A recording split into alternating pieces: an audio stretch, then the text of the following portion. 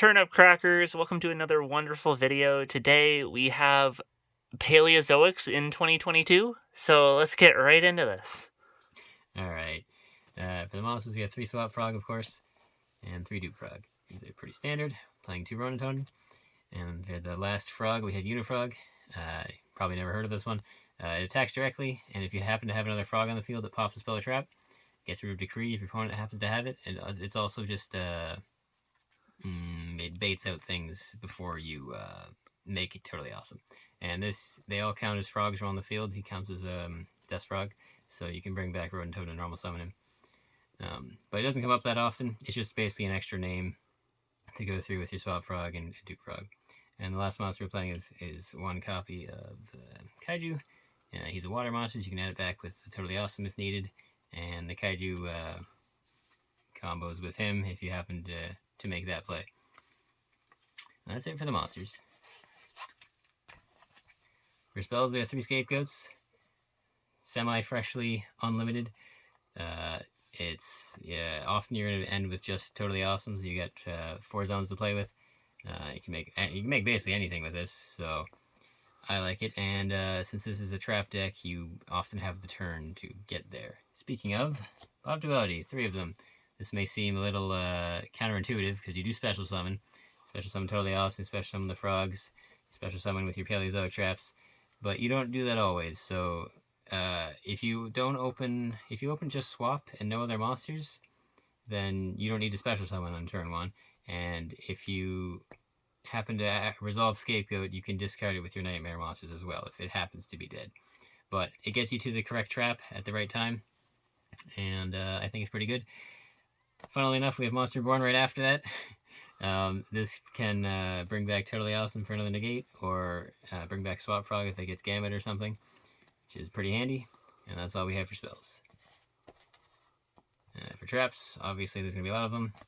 Paleozoics, we have 3 Dynamiscus and 3 Canadia. Obviously you got to play 3 of each.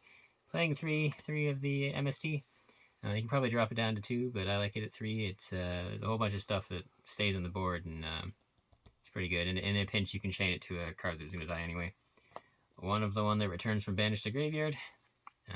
It brings back the frogs you've banished already. Or potentially more of these, but that doesn't come up too often. It's mostly bring back a frog, and then it's easy to activate whenever to bring back a trap. That's it for the Paleozoic monsters, or traps, well, the monsters on the field. 3 Solemns, that's self-explanatory. We have 3 Compulses. This is good because you can activate whenever you want to bring back Paleozoics, and it's good against basically everything. Most things summon from the extra deck, so it's a simple 1-for-1, knocks it off the field and brings you back a Paleozoic trap. 2 Ice Dragon Prison, again, good against pretty much everything. It is once per turn. I only own 2, but I think I keep it at 2 just because it's not good at all times. Play 2 Mirror Force. No one sees this coming. People lose to this all the time. Nowadays, there's a lot of negation in terms of monster effects, but not that much for spells and traps. It does happen, but it's less often, so people run into this all the time. And then 3 single traps here. 1 Gravedigger Trap Hole, 1 Crackdown, 1 Shape Sister. This is really good, actually. It's just too slow for most competition. But in a trap deck, it's not bad. Negates the activation of a card in the field, or in the hand, or the graveyard. Or, sorry, banished. And Crackdown takes opponent's monster. You can use it to link summon. A lot of the extra deck is based on that, because the frogs only take up a few slots.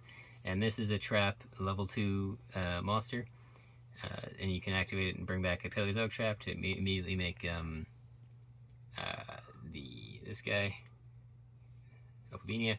And you can also detach the trap form and leave it with a trap on it as a material, because the Paleozoic Xyzs need traps to activate their effects. Traps as materials, so you can get the Paleozoic in the graveyard and leave this on there. Anyway, onto the extra deck, which is actually fairly important because of Scapegoat. So your rank 2s for your frogs and Paleozoics. You have 2 Totally Awesome, 1 Anomalocaris, which takes 3 and has a quick effect pop, and it also has a effect if a trap goes to your graveyard, you get to activate the top one if it's trap added to your hand, otherwise go to the graveyard. It doesn't come up too often, but it's a kill shot when you've already exhausted some of the resources. Totally awesome. You have 1 Sky Cavalry for things you can't get over normally, and it's also good to bounce your own Kaiju to your hand, and 2 of these, which adds more Paleozoic traps. I'm also playing one of these. This is the Paleozoic Link 2. It's not very good. It doesn't come out very often, but when it does, it's pretty good. You target a card in the spell and trap card zone, send to the graveyard, then set a Paleozoic trap from your deck, and which can be activated that turn. Important point to note is that it can be on your opponent's. I initially read it as just your own, which was like, that's awful, but you can take out an opponent's spell and trap too. Not going to come up too often, but that's alright. Alright, scapegoat options. You have a Link Spider and a Link Karibo for Link 1s. You have a Mrs. Radiant and an Asa for Link 2s, specifically with the goats. And when you're using mixes of them, you can make Phoenix and Cerberus. And there's also a Unicorn in here, which I forgot to put in. And Burl Sword, because I don't own Access Code Talker. But, yeah. Well, that was all for another wonderful video. If you thought it was great, please like and subscribe, and peace out.